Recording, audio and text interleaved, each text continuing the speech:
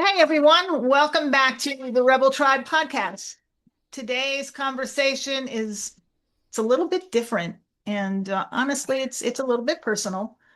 I have Marisa here with me today, and when I read her story, I had one of those moments where I just kind of stopped and went, wait a minute, this sounds really familiar. Because you see, like Marisa, I am also a cancer survivor. And one of the things that really stood out to me about her story is how long she was dismissed, told she was too young, told it was nothing, told it was just part of getting older. And I think a lot of women, especially those of us in our late 30s, early 40s, have had that experience of knowing something just isn't right in our bodies and we're not being taken seriously. So today, it's not a conversation about cancer. It's about being dismissed. It's about learning to advocate for yourself. It's about what happens when your life gets split into before and after, and what it looks like to rebuild on the other side of that. So, Marissa, I am so glad you're here to have this conversation with me. Oh, Melody Ann, thank you for having me. I'm so glad to be here as well. Thank you. So, can you just take us back to the beginning where you first knew something wasn't right? It's like I said, so many of us have had that experience. We know something's not right, and no one will listen. Yes, yes. The ironic thing is, I felt like I was being heard throughout time, right? In my mind and my heart, I was like, I'm voicing these concerning symptoms, right? It started where I went to the bathroom and there was blood on the toilet paper after I would wipe my backside. And I was like, as women, we're used to finding blood on the toilet paper, but not from not from our bottom, from, other parts of our body. And I was like, this is different. Um, it then grew to there being blood when I'd have a bowel movement. There was then ribbons of blood in my poop. There over time it progressed to the size, shape, and consistency of my poop changing. In the end, urgency to go to the bathroom. I knew something was wrong with my body. The smell when I would go to the bathroom changed as well. I remember saying to my mom, just actually 6 weeks before I was diagnosed, she was out here for a visit from Indiana. And I was like, it literally smells like dying flesh. Um, Voicing that to medical professionals in my life, ultimately, I knew the first time I voiced it, I knew there were a number of people that I had voiced it to. And after the colonoscopy, where the 5 centimeter size tumor was detected at the top of my rectum, I asked the staff to go back and find the date of when I had actually met with this specific doctor because I knew that that was the first time I had voiced concerns. I'd thought maybe it was a couple of years. I certainly did not think it was over 5 years. I certainly did not think it was when my oldest was 1.5. I'd had two more babies since that time. It isn't, I think my message today is time moves much faster than we might realize when we're in the middle of these types of situations that we wish we were never experiencing. But yes, to go from reporting symptoms at age 33, I don't actually know how old I was when they first really started. But I do know the first time I reported it, and I was 33 years old. At 39 was when I was diagnosed with stage 3B rectal cancer. And it's a disease I've come to learn that is quite preventable if only people are seen earlier, sooner. The first time I had voiced those symptoms, what I should have known and what should have been done was that I have a colonoscopy at that point. But unfortunately, it took a long time to get to that point. What did that feel like? I mean, being told you were too young for this disease or that it was nothing. Yeah, it was shocking. It wasn't like a lightning bolt for me. It was more learning over a period of months as I was going through chemotherapy, through radiation, taking oral chemo morning and night with that radiation that I had to go to every day for 5.5 weeks. It was through, a major surgery of rectal reconstruction. And I don't think it was really until I had my bag, my ileostomy, and was going through more chemo. And the first colorectal cancer awareness month happened. It's March is colorectal cancer awareness month. It's also my birthday. So I was turning 40 the first time that I learned about not only this month to raise awareness, but continually learning about this disease that was present in my body. I When I learned how preventable it is, I know there's a lot of innovation that we need specifically for colorectal cancer, both in terms of research, understanding why and where it comes from, in terms of more novel treatments once it is detected, and certainly for late stage diagnosis, stage 3, especially for people in stage 4 where it has metastasized to other parts of their body. But when I learned that we actually have the tools available to us today, it's where my value of justice really started to light a pretty significant fire in my life, which was there's work that we can do today. There was something I should have known about. There was something that my frontline doctors should have known about, that the face of colorectal cancer looks very different than how they were taught in medical school, that this disease itself has evolved. And so what has appeared on the surface to be standards that we can count on, interventions that we can count on. People really, if you're symptomatic or you have a family history, they should be getting a colonoscopy much earlier than the current standard of age 45. Now, if you're at standard risk and you don't have any symptoms and you don't have a family history of polyps or colorectal cancer, 45 is great. They've lowered that age from 50 to 45. We know it's highly effective. It's the gold standard.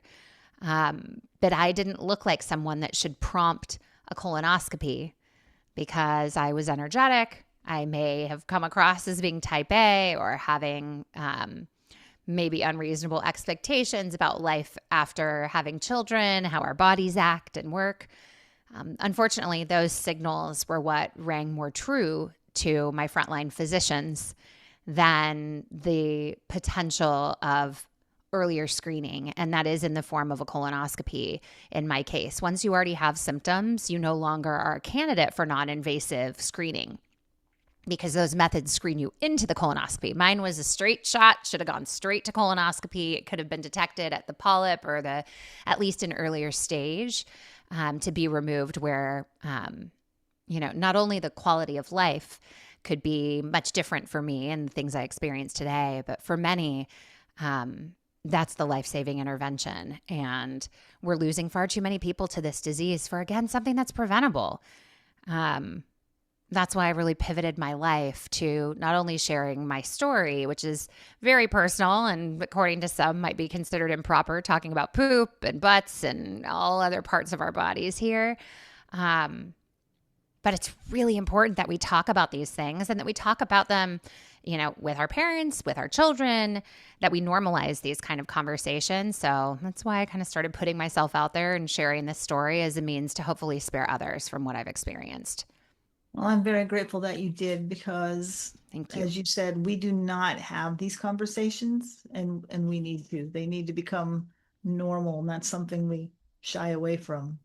Yeah, absolutely. And look, I understand. I understand why we do, whether it's deemed improper at a young age. I'm a boy mom. I have 3 little boys. If they would have thought that their mom would have been talking about poop more than they were, as we tell them, parts of our bodies and poop jokes, fart jokes are for the bathroom. You can do it whatever you want when you're in the bathroom. Like, it's really become a dinner table conversation for us. Certainly not every day, but it's very normal to talk about here at our home. And our hope is that happens in more families. Ironically, around the Thanksgiving table is the perfect opportunity for it when you have aunts and uncles and people that might know more about your family history, because truly it changes the protocol for those to be seen at earlier ages and stages, and even people at any point in their life. The number that have been shocked to hear that, oh, that's what my aunt passed from or my grandparent. It's been really palpable and frankly, really powerful in terms of how others have then been able to apply it to their own lives. So was there a moment when you realized that, you were going to have to push harder because no one else is advocating for you? It's such a good question. I was really a broken record throughout my journey. Going in, hey, I'm bleeding. This isn't right. I don't think this is normal. I was taking pictures of my poop in the toilet just to be able to like prove and document for myself, hey, what is this timeline? What is going on? How do I describe this? People say pictures worth 1,000 words, right? And so I have this whole photo album called Poop Shots on my phone that just is a continual journey of it. But it did become a timeline. If I didn't know the first time I'd voiced it to a medical professional, I would have had no idea, nor would I have guessed that it had been as long as it was. But I think every time I talk to a medical professional who I trusted, I still trust in my life, I believe they cared. They were trying to care. They were doing their very best that they could in a system that's fractured and broken and puts a tremendous amount of pressure on our physicians and on our patients like me. But I knew that I had done everything I could with my level of education, with being vocal and persistent about it. And unfortunately, the education just had not moved fast enough to our frontline providers because this particular disease is changing at such a rapid pace. And I also think, as you mentioned in the opening, as women, and certainly it also applies to people of color and other underrepresented communities, there is a systemic pattern of dismissing those concerns compared to other people who under first, wince have greater support and follow through from the people that are in those positions of knowledge and influence, right? And it can be incredibly frustrating. I know there are times right now where, I don't wish that I was out talking about poop and butts and colonoscopies. I joke that I'm like peddling colonoscopies on the corner to anybody that will listen. We have a plumber who came to our house once and he was down working underneath the sink. And I was like, have you had your colonoscopy? Like, here's the deal. And he came back just a few weeks ago and he was actually like, thank you so much for sharing that. I went in, my wife had been on me for a while, but your story really moved me. And I want you to know how important the work is that you're doing. Like it's hard and it's challenging to go out and spend time in this space. But it's the stories that spark action. That is where and how we can really make a difference. And if I were to say, going back to being dismissed on being frankly misunderstood, when I was reporting to my care team, I've learned a couple of things that really help people fast track to the research, the data backed tests that will reveal what's really going on inside of their bodies. But it starts first with knowing what to request. So if, for example, you are told you don't need a colonoscopy right now, for whatever the reasons might be, asking that medical professional to note that in your record that you are requesting a colonoscopy and you want them to notate they are declining giving you that colonoscopy. In many cases, that has prompted the intervention and gets them scheduled. So that's one piece I would love for listeners to take to heart. The toughest thing is you then have to know what to ask for. And that comes from educating yourself on what's going on talking to trusted people in your life and asking if they've ever experienced anything like this and what went on and so on and so forth. And if you're a friend or a family member on the other side of hearing someone trust and confide in you, staying in communication with them and helping hold them accountable to taking action can sometimes be the difference between life or death. In situations like mine, it absolutely was critically important that I be seen and go through the treatment that we did because we had a complete response. We were very lucky. given the amount of time that we lost. Did that impact your trust at all in doctors or in mainstream medicine? I think it impacted my trust in myself, where I knew something was wrong. And now, any chance someone, in terms of medical professionals or the medical profession in general as an industry, we have to work together and we have to be insistent for ourselves. I think I took the answer and the ideas at face value when I was going through reporting my concerns.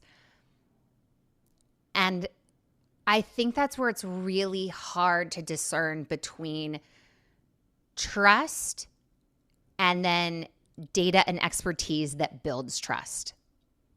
And that's where I would encourage people, make sure that you get the data. If you haven't had a particular exam where, they've either looked or touched or processed blood or done further intervention to get as close to conclusive data as possible, that's what you need to push for. And don't let something that looks different in those results you get back be brushed off as well, right? There are some people who will have blood work done, for example, and they'll notice, oh gosh, this has really changed. This pattern has really shifted. I may still fall within the normal limits, but there's a different story here. Asking those questions, going back in, I think we rely on each other. And that's where I think being even more insistent is important. It's rather than eroding trust in the medical system for me, I think it's actually kind of stayed the same, whereas the trust in myself has just escalated because of this experience. Like we know our bodies best. We know when something changes. We have to be listening. We have to be willing to tap into that. And then we have to be brave enough to give voice and bring persistence to finding, test-backed results. I don't know if that answers your question or not, but It did. Yes, it did. Because I know I've talked to it's other a women tricky who've been one. there, and they all feel very let down by the Yeah, medical system. So it's good to hear that, well, yeah, but like you said, they're not taught in medical school that this is a disease of younger women. They're no. so of course I've they're not met going to be people looking now for who it. are 8 years old, 10, 12, that have been diagnosed with this disease. It's changed significantly. And we have to know that when some of these signs, there's a reason blood is red. It is a sign of alarm for us. We have to follow up on it. And it's not enough for instinct to say, oh, you're okay. Oh, it's probably just from hemorrhoids because you've had babies. Oh, yes, you do have hemorrhoids. They're cute. No, both can be true. You can have hemorrhoids and also have something else wrong in your body that deserves attention. And frankly, that can be solved. But yeah, we rely on each other. So I don't feel abandoned by the medical system. I've definitely felt, angry and frustrated and gone through a range of emotions throughout this journey. But it really is that action toward wanting to spare others from this experience, because the system that failed me is the same system that saved me. They are one in the same. And we depend upon each other. I wouldn't be here if it weren't for the medical system saving my life. And I'm incredibly grateful for that. I'm incredibly grateful that we had the outcomes that we had in my case. And I don't take that lightly at all. Because with the amount of time we lost, this story could look very, very much different. And it does for many people. I'm glad to hear you say that because people do know my viewpoint on mainstream medicine. I think we rely on it sometimes a little too much, and we take the doctor's word as gospel a little too That's right. often. But I had cancer, and if it weren't for the medical system, I'd be dead now. So, That's exactly right. That's exactly right.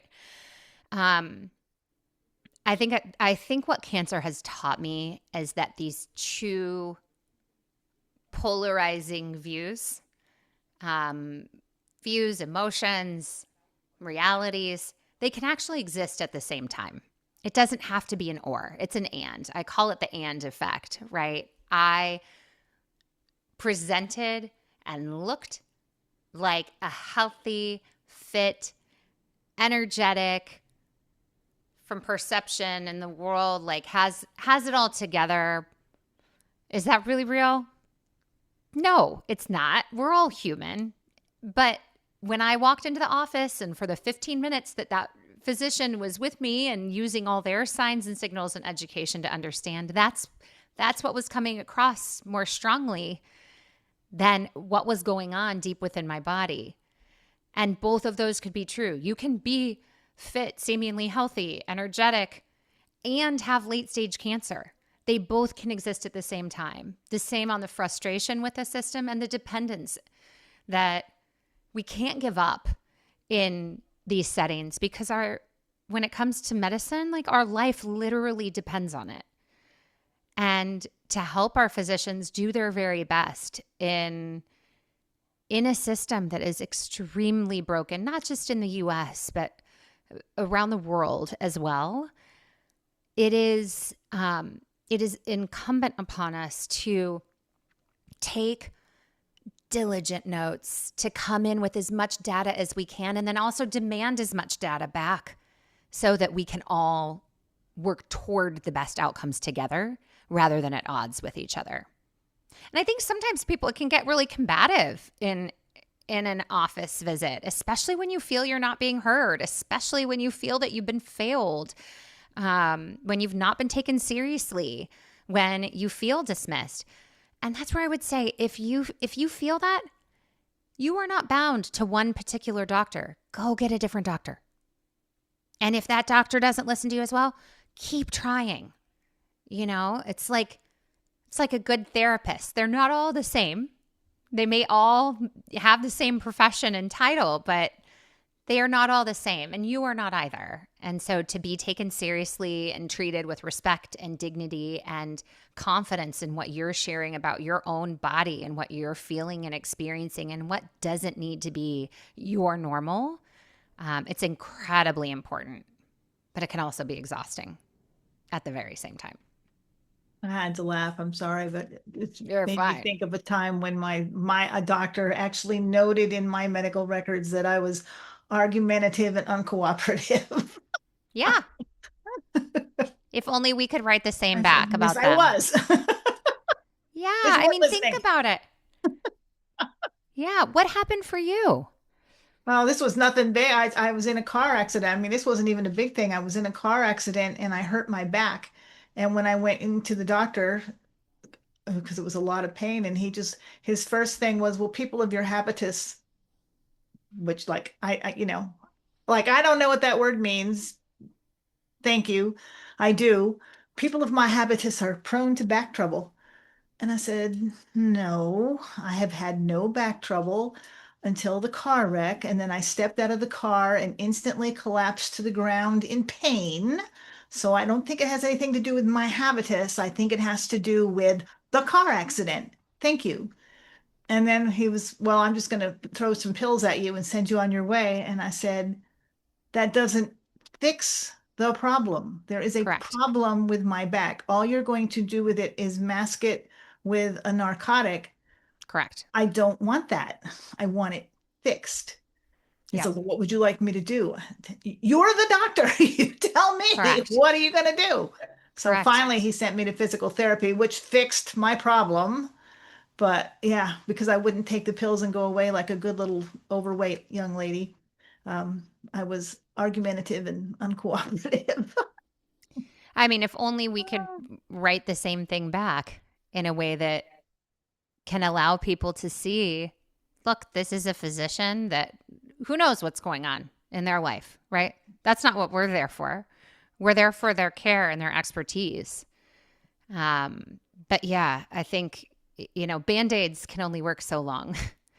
And yeah, root cause is really, really important to drill down toward, no matter how impatient we become too, right? Imagine that you're like, yeah, I just want this pain to go away. Okay, it'll go away right now.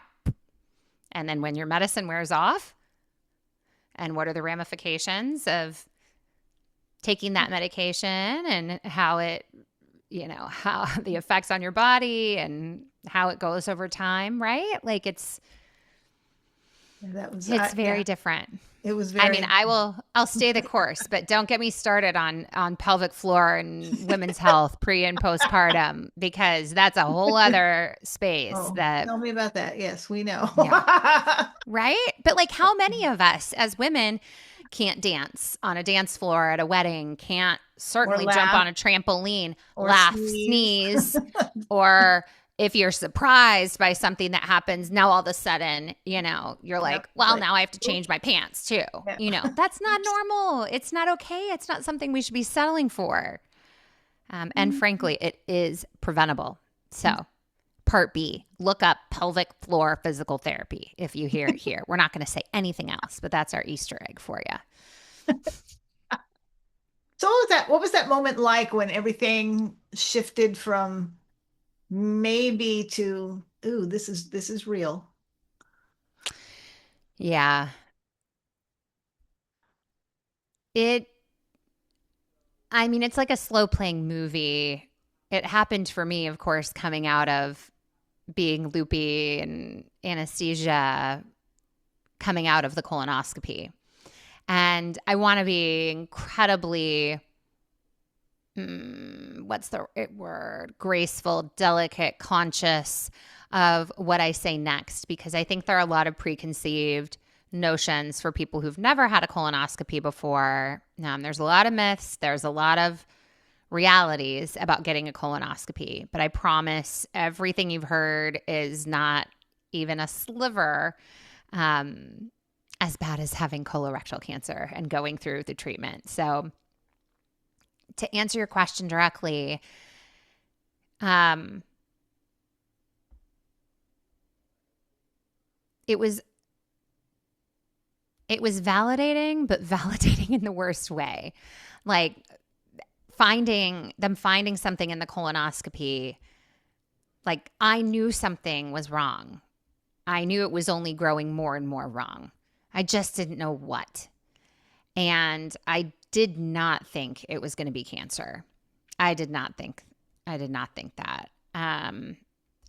Nor did my husband, who was sitting next to me. But, he went white as a ghost. And you're given a Post-it note with the name of a few doctors and phone numbers that are gastrointestinal oncologists. And you're sent out with this flashpoint in your life that you will never go back to what life before that was like. Some people think, oh, your treatment's done, cancer, you've recovered. No, you are forever. You are forever a different person with a different reality on the other side of that cancer diagnosis, whether it's stage 1, whether it's stage 2, 3, 4, whatever it might be. It's like becoming a parent. You are not ever a single non-parent again. That was the part where I was like, I was right. I didn't want to be right. No matter how bad I wished it wasn't my reality, it was. And we just lost time. We lost time being able to have different interventions. And so far, we didn't lose all of our time together as a mom and as a family.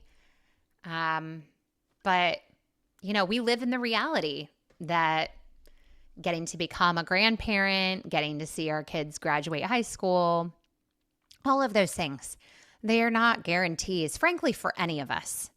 But they're not guarantees. As a family, we live very differently as a result. But it's I think that's the part. It hasn't been just a single moment. It's been a continued kind of journey where there was a hard pivot on June 7th of 2021. That's the day that I met my cancer. How did you process that? I mean, I'm thinking With back a to when I lot of got mine. therapy. Yeah, I Yeah, can it's a only lot to it's a imagine. lot to process. Yeah. It's a lot to process. I mean, we came home from the colonoscopy and our front yard here in Los Angeles, we live in this amazing community where our front yard is a gathering place of kids in the neighborhood. Our home is one that is by no means the nicest, most beautiful home, but it's very lived in, and we're glad that people feel comfortable coming here. But it's a landing pad, not just for the five of us in our family here, but for others. And our front yard was full of neighborhood kids, of babysitter holding my 16-month-old, our youngest son, our older two that were 4 and 7 at the time. They're all in the front yard as we pull up coming back home from the colonoscopy. There was no hiding that something unpleasant just took place. There was no hiding it. We get out of the car. We're both clearly very emotional, very upset, coming back in. And that's when our communication with our children started about my cancer. They knew immediately that the doctors found something growing in my body that wasn't supposed to be growing there. And now we have to figure out how to get it out and what to do. And we've communicated very candidly and transparently, but also in a way that's appropriate for their ages and stages, in a way that each of them could contextualize what now they were learning at ages far earlier than, frankly, anyone should experience, whether we're in our 70s or 80s, communicating with adult children and grandchildren about a potentially terminal illness, or whether they're 16 months old and still nursing, and 2 days later it's the end of that being what you've known every day in your life as a little baby, right? We all experience that trauma, that inflection point. What's something what's something about going through this that people they don't really understand unless they've lived it? I mean, my cancer was nowhere as serious as yours, but I still people don't understand that even it impacts you. It'll impact you for the rest of your life. Totally. I think the biggest thing I would say is that support and care doesn't end. While I'm approaching 5 years since being diagnosed this June, ultimately, while after the 11 months of treatment that were highly effective, and also, you're pumping your body with hazardous material,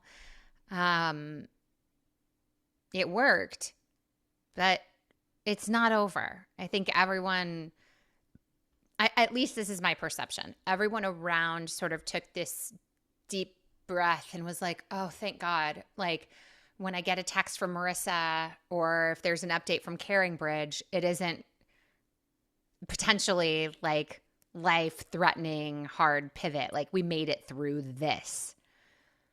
It is still it's going forever. I get blood work every 3 months. Every time they come and take my blood, I'm waiting for results that could say I'm back into the middle of it again. I have scans, regularly. I'm watched. And even after I come out of that, very close surveillance window, it doesn't ever leave. It doesn't ever leave. And so I think asking, checking in, caring, sometimes I think, are people annoyed with me talking about cancer as openly as I do? Does that feel awkward? Do they not know what to say? Are they just like, oh, I don't want to hang out with Marisa because she goes deep, like quick, like all of a sudden. That's who I am. That's who I've become. And it doesn't mean that I don't, have fun and can be silly and shift, but like that's my reality. It doesn't just automatically go back to June 6th of 2021 before cancer was part of our family life, my life. That I would say is the biggest, is people still need your care and support. You get to hear a lot of how much you matter to people when you're going through treatment. The visits that come, the people, I knew in certain visits, like I just knew they were here, they were coming out because they're like, well, is this going to be the last time that I spend time with Marisa like this?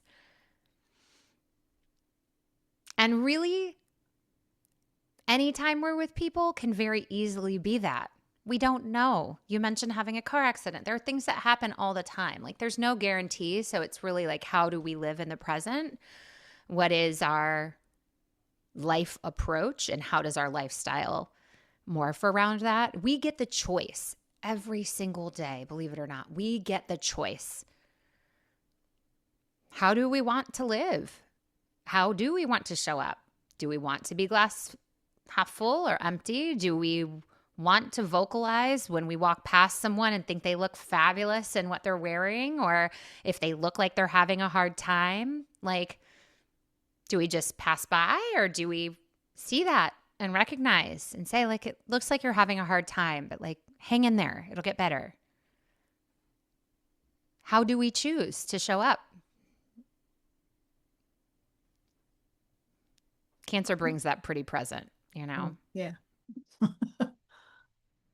Can we talk about the instant menopause piece? Because Yeah. I don't think people realize what that does, especially when you're not actually older. I mean, I was 36 and one day I was normal and the next day I was in menopause. And if you don't think that's a trip and a half, you have no idea. Yeah. Yeah. And I think this is another piece, kind of like where we started, but also just again, is like communication around this. Medical knowledge around this is so under-researched that it really exists within our stories and realities. So finding a good group of friends or people at least that you trust to talk about what feels like shouldn't be talked about is really important. So things like sexual health, things like, romantic relationships, how that shows up when you're instantly in menopause, ways to understand your body and your mind and the hot flashes and what you are or not experiencing. Is it just you? Is it everybody? Was there just a heat wave? And then also knowing that in a lot of cases, there is support for it. So, but it's just not as like, there's not a manual. It's not something that's just readily available and understood, right? Like I liken it to when we've had children, if we're mothers, right? And you're in the hospital after you've delivered and they come in and they're like, here's this mesh underwear that you're going to wear and you're going to wear it for a while. And here's all these pads because you're going to be bleeding for a while. And, here's an ice diaper that you're going to wear that's going to help you heal and recover and help manage your pain. And here's this, witch hazel and Tux and all these different things that you're like, what is this? How has everyone gone through it and no one's told me? I think menopause, whether it's peri or post, is not often talked about. And, I question, does it drive our divorce rates when people, they'll look at kids moving out of the house and, the last one moved out and the family is now split and the parents made it through that last one getting out. Yeah. It's like you're going through puberty all over again.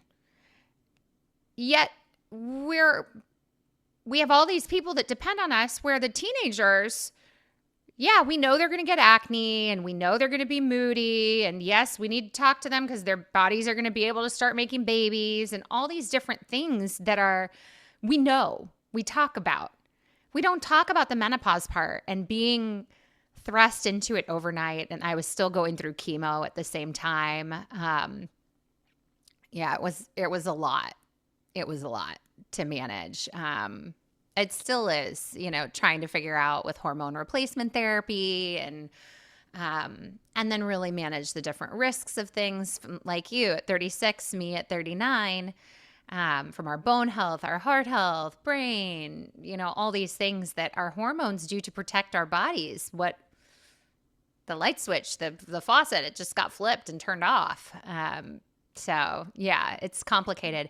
But I will say, you can tell I'm already kind of a silver linings type of person in the middle of a shitstorm. But it's for friends that are going through it now and questioning, am I experiencing this? Oh, and everyone's answer, from a medical profession said, oh, it's perimenopause. That's what happens, Is it really? Like, is there something else going on? I don't know. At least for people like you and me, we know no. It's like, yeah, it is. We're on the other side of it. There is no question of like which part of the roller coaster we're on. Like, nope, you hit this point. You're on the other side. Figure out how to manage all of these things that happen when our hormones change and our body isn't producing in the same way that it did for a long time. Yeah, and I don't think what they don't even those that have been through it don't quite understand that there's a difference even between you're in menopause, yes, but you still have all your parts. Yeah. It's different. It Yeah. is totally different experience when you don't have, I have nothing. Okay. They Yeah. took everything. I got nothing. Yeah. And Yeah. it's just different. Yeah. And I think what irritated me the most was the oncologist after the surgery and everything. We went back, and he was more concerned about reassuring my husband Oh, that please. it's going to be okay. It's going to be okay. You can Please. still. And I'm like, what about me? Because right now I don't want him to touch me. I don't want him to Yes. look at me. I don't want him Yes. anywhere near me. You're Yes. telling him he's all good and functional. What about me? Okay. How do I get back to feeling normal? Ah, Yeah, that's not okay. That's not okay. And that's an instance too where, when people are in situations like that, be willing to also make a shift if you need to, and make a shift again and make a shift again, because there are fantastic physicians that will listen, that will be educated in this particular type of expertise within women's health, that will help bring solutions for you. But the amount that in every time I go and see a doctor, what else should I be doing is my question. Even if they try to rush out, what should I be doing proactively? Because we don't practice medicine that way. But yes, that should not be the experience.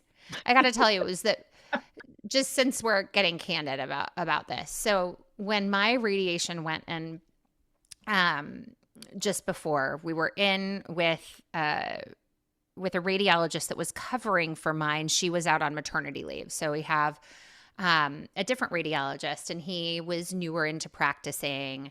And he starts riddling off all the things, make sure you take care of your skin in this area, because once it starts cracking and bleeding, you're going to want to, you can be ahead of that. So that was really great, helpful advice going into daily radiation, right? He also, and my husband and I are there together, he's also like, you need to have sex 2 to 3 times a week. And just keeps riddling off. I was like, hold on, go back. What are you talking about? Sex 2 to 3 times a week. For how long? And he was like, well, really indefinitely, but at least for 2 to 3 years. Like, what? You're going to radiate my body, and now you're telling me I meant to spend time in that way? No way. Are you kidding me? He's like, yes, you need to do this because if you don't, you, the walls of your vagina could collapse and you'll have really painful exams when you go in. I'm like, what? Once a year, I go in, get a pap smear. He's like, yes, when this happens, you can't fit more than a centimeter into the vagina. And I'm like, what about our relationship? What about the fact that I'm 39 and hopefully there's a long road ahead of me here? Those kind of things that are said, and there are other ways to work through this than having intercourse as well. But so many people don't actually even know. The doctors don't even communicate about this. And then they find themselves 2 years on the other side of treatment and they are experiencing this. And again, it is preventable.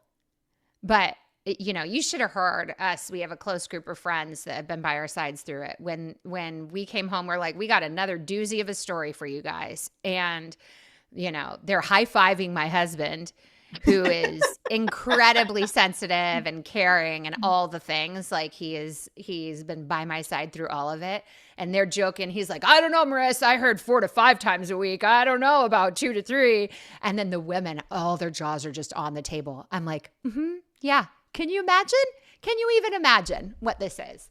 So, we all take it different ways. But yeah, you're in a situation you should never be sitting there with the assurance. Like, come on. These are our bodies. This is our life. And yes, we share it together, thank goodness. But how about a little empathy?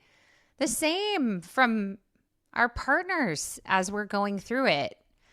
But there were definitely moments where I expected my husband to have ESP and just like, no.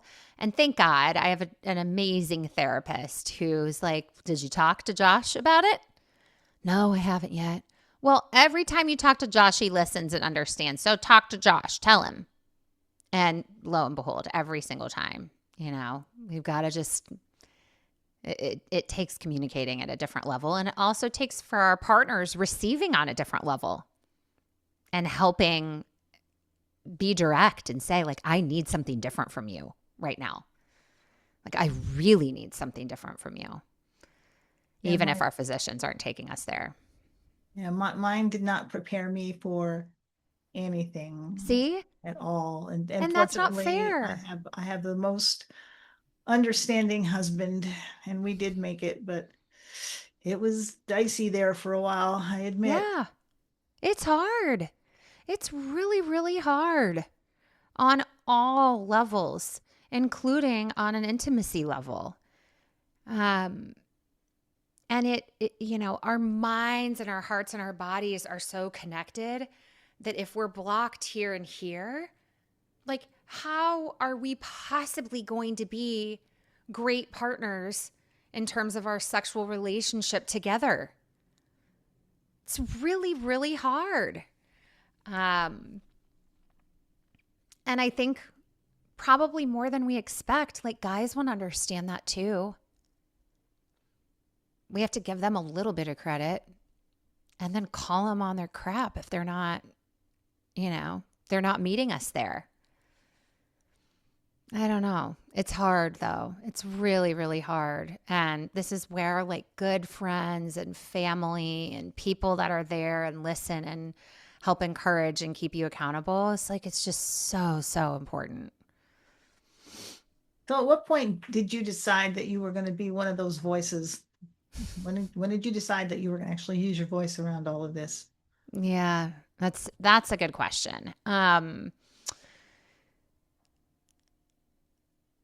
I've kind of lived by the lesson of never make waste of a good crisis. And in going through my cancer, I worked throughout. I was a chief people officer inside of an entertainment technology company. And I shared my diagnosis very openly. I think the point when I realized, I questioned, am I going to ever be one of those cancer people that turns their life completely upside down after they've gone through this? The answer is yes. I definitely am, very proudly so. Um, and I almost now just wish that people didn't have to go through cancer to decide that we can all choose to live our very best life. It doesn't take extreme hardship, but it does take extreme bravery to make that kind of leap.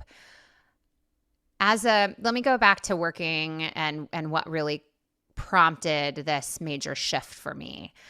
Being a chief people officer, I was privy to thematic data about our benefits inside of the organization. That was part of my responsibility.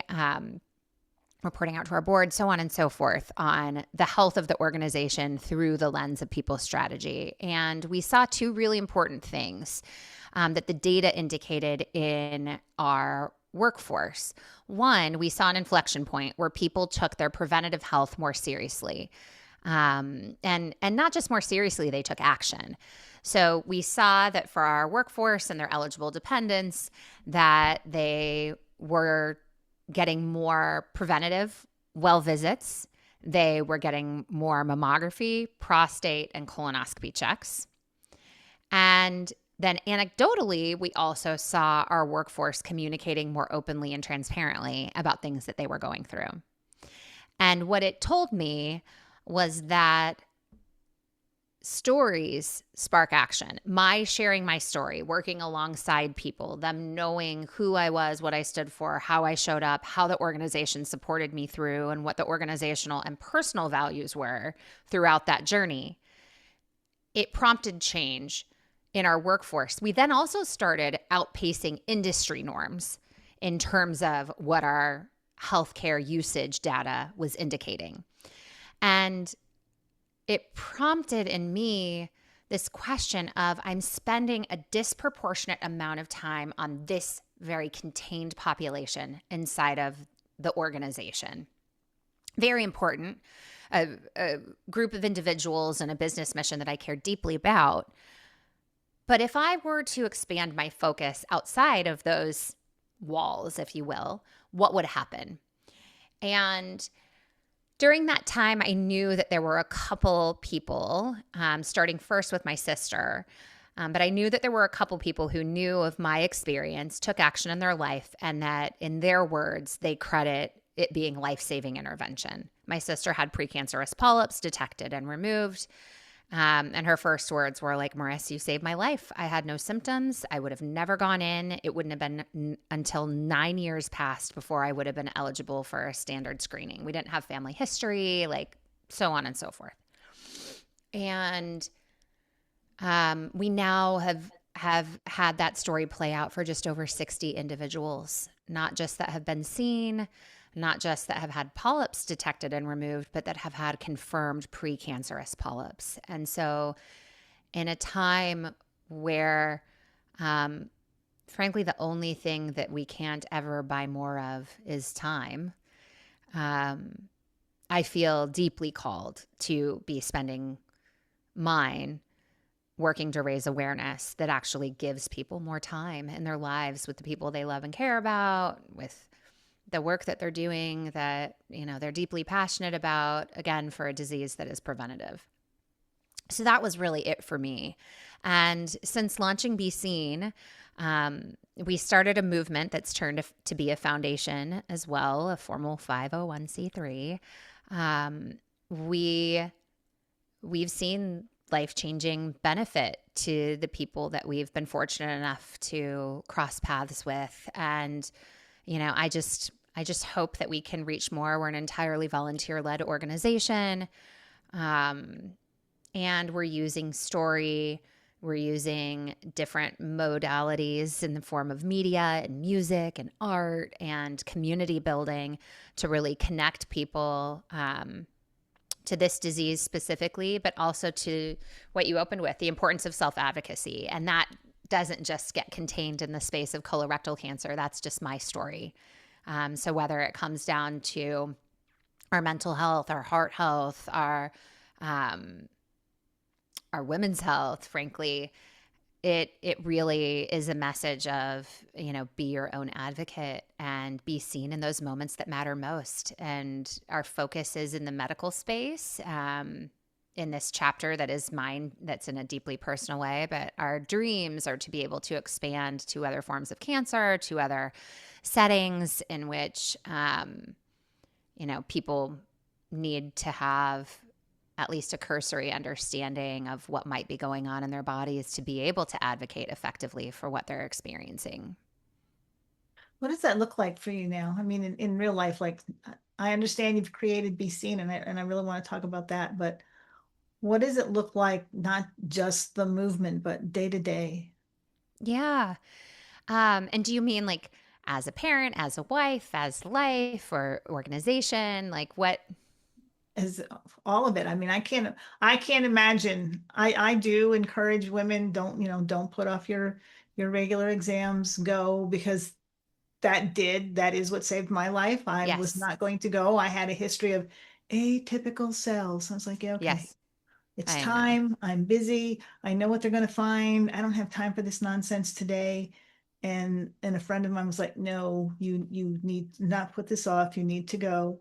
And then I credit the doctor because he looked at it and he said, "Yes, I know you're right. It came back atypical cells, but I just don't like the way things look." Hmm. Hmm. So if it hadn't been for those two things, I wouldn't be here. I would Yeah. absolutely would not be here. So, but I'm not out there every day. I get guests on the podcast. We talk about these things. I make it a point to bring you on because I feel it's so important, but I'm not out there every day advocating for cancer Sure. awareness or whatever. So what Sure. does it look like to this be part of your life? Yeah. Um, I'm going to describe it more as seasons than days because I promise nobody wants to see what my days look like. Every day is like very different. And that's great for me. It might be very overwhelming and chaotic for someone else. But if we look at let's break it out into four seasons, if you will. Um, Awareness months do a tremendous amount to put a particular cause front and center. And so, what March looked like for me, I was on the road 21 of the first 24 days of the month, which is a lot for our family. But I was in Washington, D.C. with an organization called Fight CRC that puts together this year 400 um, colorectal cancer survivors, caregivers, people that are researchers in this space advocating in Washington, D.C. for additional federal support and state support in terms of funding. Um, I keynote speak at different places. This year, I was with Dana-Farber Cancer Institute and their Young Onset Colorectal Cancer Center talking about turning pain to purpose, how workplaces can support people through their cancer journey, and ultimately how life after cancer can look. Um, and then this year, we also went and had a number of friends that hosted small group gatherings at their homes to bring their friends into the mix. We call it friend raising, but where we fundraise and raise awareness about the disease. So, at the minimum, people that are there with us know more about what to look out for and the standards of care and how to support, but they also are giving of their treasure to be able to support more life-saving intervention for people who otherwise wouldn't be able to. That's what I would say kind of the first season looks like. Now we shift into more of our own very specific activations where we host get togethers where people do their colonoscopy prep together, either in the same space or virtually, to help them have a great prep, to help them pass the time, and to then help them get into their colonoscopies. The same in terms of really recognizing and sharing gratitude with our frontline professionals. We host a musical celebration and our Alive Awards where we are able to say thank you to people who are on the front lines every single day fighting for people to have more time. The last year in September, I got to go out and perform an original song with Craig Melvin and Lindsay Zarniak's organization Bottoms Up that benefits the Colorectal Cancer Alliance. And they bring together their community and friends to not only raise awareness, but they raised over $1 million in one day to improve research and provide the funds to be able to support research in this space through the Colorectal Cancer Alliance to find more novel interventions for late stage diagnosis. For me, that was like a dream come true, getting to perform an original song backed up by, tremendous musicians and kick off a concert in Connecticut. These are things that like I never would have expected to be able to connect the little girl Marisa dreams to this life now. But cancer has brought me to that. Because, my path was growing up in the Midwest, becoming a professional performer, turned HR, chief people officer, working at the Convergence of Entertainment, and now working in advocacy and change and starting the organization. I'm really bringing all of that collection of experiences and whether it's talents or passions together into one. That's really where we distinguish ourselves as a founder-led organization that is a survivor and really using different tools to try and reach and connect people in this community. And so you did create Be Seen. Tell us a little more about it. What does that really mean to you? Yeah. In a very literal sense, we want people to be seen and get screened. But we want people to be seen for their symptoms. Like you mentioned, to be seen in a doctor's office means that we're acknowledged and we're cared for, and we're actually provided the tools and resources to find a way forward. We want people to be seen for their story. If you have a family history, if you have, an understanding of what has gone on before you, how does that change the future for yourself? And our stories matter in that sense. And we want people to be seen for their screening.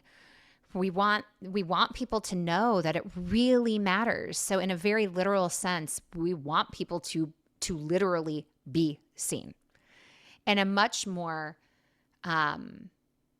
conceptual approach, I want people to feel really understood in their lives. I want them to feel that even with the bumps and bruises and hardships, that they can live their best life with them, not despite them, with them.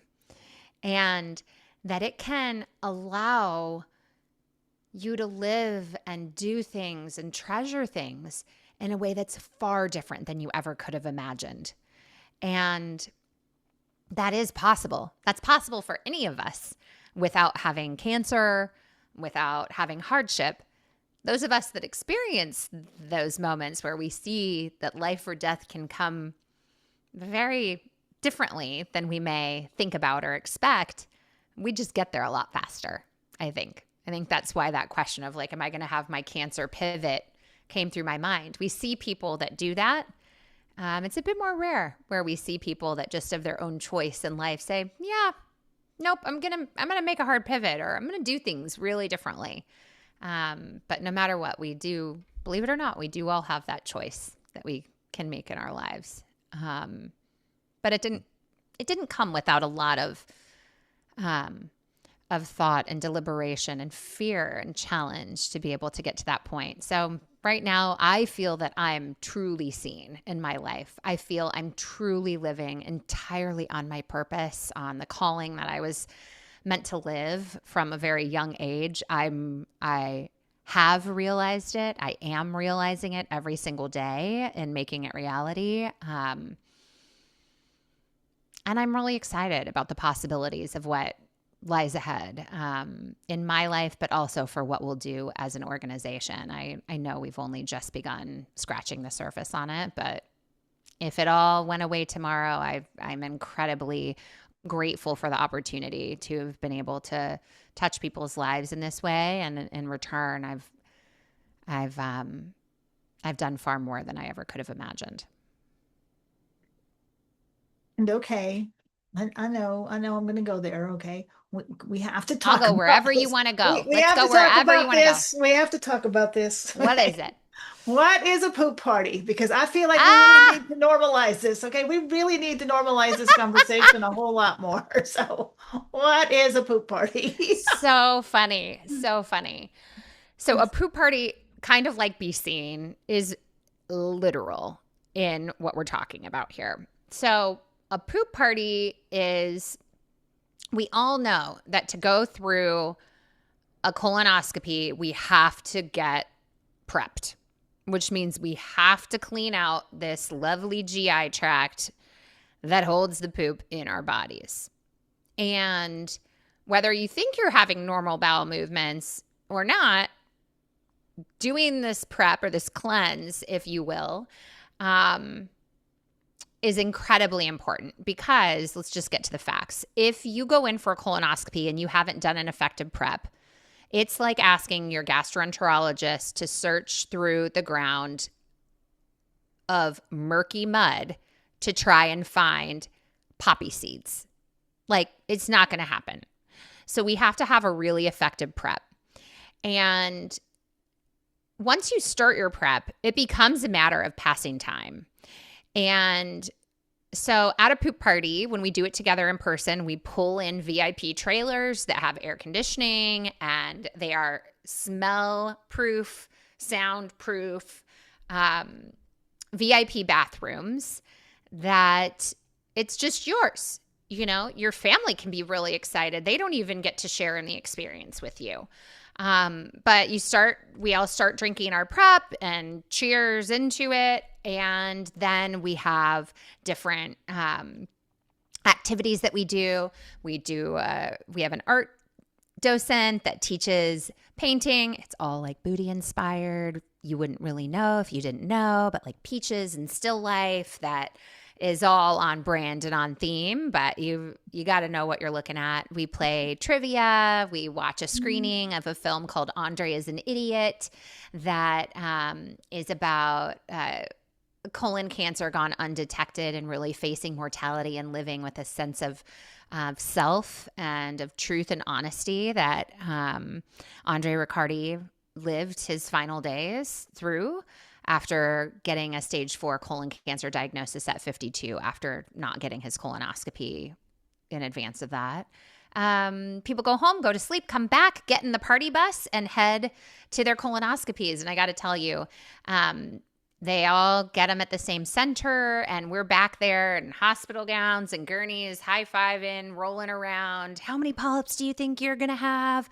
Okay, let's guess. How many did you have? And then back out onto the party bus with bagels and food. You know, it was initially done to be a one-time event.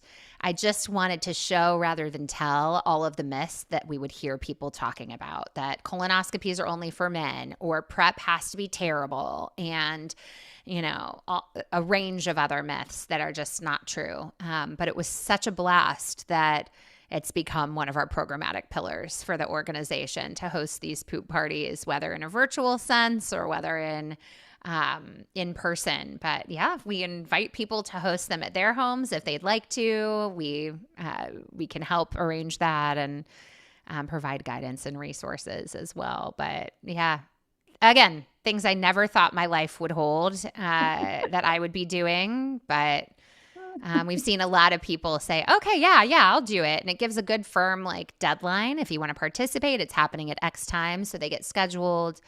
And we take care of scheduling through our partnership with Beeline that eliminates all those barriers to access of where to go, what to do, how to get a referral, how to get the prescription for the jug to drink, all the things to just have it taken care of for people. Right? Who knows what we're going to come up with next, Melody Ann? Who knows? I like it. I mean, yeah, and it probably works because I'd be more inclined, I think, to know I wasn't going to go by myself to go through all of this. And you do Yeah. hear the horror stories, so Yeah. makes it Yeah. more I've done comfortable, so more many manageable. preps. I've done so many preps. And the first one was terrible. Like, just the worst when I went through it the day that we met my cancer. Like, it was so unpleasant. And it doesn't have to be that way. I've done so many preps and whatnot for all of the things I've gone through that we've really figured out how to fine tune and like make it really fantastic. Things like you don't have to starve yourself for a whole day. Like there are things to change in your diet 3 days before. There's things the day of that you can do that still kind of trick your mind to make you feel like you're eating real food, even though it all just turns straight to liquid that works inside of your tummy, like as if you were drinking water or Gatorade. So, yeah, I'm glad to hear that you would sign up for something like that. Who knows? Maybe you'll host one. Yeah, I don't know. Out here in the dirt road, I don't know. It might be fun, actually. Yeah, it'd be like Coachella. It'd be like a rock party in the country. I I have don't a big know. open field. I have a big field next to the house. We could. See, we could really mix it up. We could do a lot out there. So fun. I know the things So, you never think are possible. Here they are. so I've got one last question for you. If there's a woman listening right now who knows that something isn't right in her body, and she's being told it's nothing, don't worry, it's normal, it's just part of getting older, all the things we've heard, what would you say to her? I would say be brave because you're worth it. And there's nothing more worth it than you. So get it out. First step, get a piece of paper, write it all down. Try to write out a timeline of when you first remember noticing that something was wrong and off. Even if it's not totally accurate, try to get as detailed as you can. And think about who you share that with. That made a fun whistle. Who you share it with, about how you ask them to support you through it, and what the best way is for you to communicate that with someone who can help you find solutions. So if that's a primary care physician, if that is an urgent care physician, if it's a gynecologist, if it's an internist, if it's your therapist, somebody in the medical profession that is trained, and tell them, I know something's wrong and I'm scared to talk about it. But you are the person that I'm trusting, and I really want to find a solution to this. And whether you say that to them in an email, in your MyChart or your digital portal before an appointment, whether you write it down or you type it and you print it up and take it in, if you're afraid you might miss something, you could just hand it over to them and let them read it. But write it down and get it out. And then have at least one, if not a couple, people that really care about you for them to know and help support you through, to make sure that you cross that finish line, because it's easy for us to move it out in our minds. But yeah, you matter. You matter, and you know your body best. You know your body better than anybody else. And it starts first with you listening and then giving voice to it. Marissa, thank you so much for this conversation. And I'm truly, because I think this is one of those episodes that's really going to stay with people. And not just because of your story, but because of what it represents, the learning to trust yourself and please, ladies, please speak up when something feels off. And remember, just because someone tells you it's nothing doesn't mean they're right. So, learn to trust yourself. And if you're listening and something in this conversation really just hit home for you, please don't ignore that. Pay attention ask questions, go to the doctor, advocate for yourself. And if this episode resonated with you in any way, please share it with someone who needs to hear it, because these are the conversations, these can literally change lives. I've learned a few things, and I've been through the whole cancer thing, and I learned a few things today that I did not know, that I wish I had known back 30 something years ago. Would have been so much better. So please share with people, because you're literally helping Marisa change lives. And we'll see you all next time. Thank you.